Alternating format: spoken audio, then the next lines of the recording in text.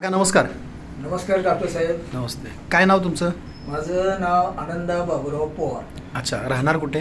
राहणार इथे लाईन बाजार बावडा, कसबा. कोल्हापूर. हां. बरं बरं. तुमचं वय किती आहे? वय 81 आहे माझं आता चालू. 81 वय आहे. बरं. आमच्या संस्थेकडून कोणता प्रोडक्ट घेतला होता तुम्ही? अँटॉक्स टी. हां. अँटॉक्स डी. टी म्हणजे हां. हा प्रोडक्ट घेतला होता आणि एक टी पण घेतला होता आपला तुम्ही, चहा. ओके. किती वर्ष वापरलं? आता मी 2 महिने वापरले. नुसतं 2च महिने वापरलं आहे? बरं बरं बरं. 2 महिन्यामध्ये तुमची शुगर आमचा प्रोडक्ट घेण्यापूर्वी किती होती? माझी बघा 5 नोव्हेंबरला हां. जेवणानंतरची 398 होती बरं आणि जेवणाच्या अगोदरची 242 होती. बरं. आणि आपला प्रोडक्ट चालू केला, गोळ्या चालूच होत्या तुमच्या? सुरू केल्यानंतर बरोबर 6 डिसेंबरला मी हां चेक केलं. हां. त्यावेळी ती शुगर जेवणानंतरची 204 झाली बरं.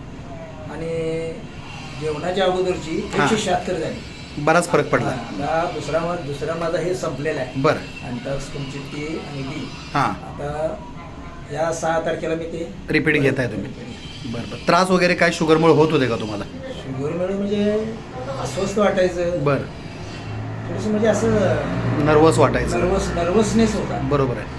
पण आता एकदम फ्रेश झालं. ओके. गोळ्या तुम्हाला त्यावेळेला काय चालू होत्या? ते मेटाफॉर्मिन ग्लुकोटॉन म्हणून आहे. बरं. त्या सकाळी 500 mg आणि संध्याकाळी 500 mg. आता सध्या चालू आहेत का बंद केलं? अजून चालू केलेलं आहे, अजून ठेवल्या चालू चालू ठेवायच्या. हां. डॉक्टरच्या सल्ल्यानेच बंद करा. ती बंद करा. आता तुम्ही HbA1c रिपोर्ट काढा, फास्टिंग PP रिपोर्ट काढा आणि डॉक्टरांना दाखवा आणि त्यांच्या सल्ल्याने कमी किंवा बंद करा.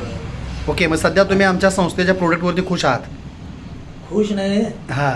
आता ते प्रोडक्ट म्हणजे आमचा परमेश्वरच आहे. बरं बरं. आणि तुम्ही तुमच्या जावयांना पण दिला का? दिला माझ्या त्यांना पण शुगर आहे? जावयाला दिला. किती दिवस झालं वापरतायत ते आता? आता एक 15 दिवस झाले त्यांना ते. त्यांना काय फरक पडलाय का? त्यांना पडलंय सांगितले. हां. की वसुलीचं काम करतात त्या बँकांचं. बरं बरं बरं. वसुली अधिकारी आहेत. बरं. तर फ्रेश वाटायला लागलं त्यांनाही? फ्रेश वाटायला. Very good. त्यांनाही सांगा की कंटिन्यू करा. तो 3 महिने मिनिमम घेणं गरजेचं आहे. आणि पथ्य चार्ट त्याच्यामध्ये एक डाएट चार्ट दिलेला असतो, तोही प्रत्येकाला वाचायला सांगा आणि फॉलो करायला सांगा. ओके. थँक्यू.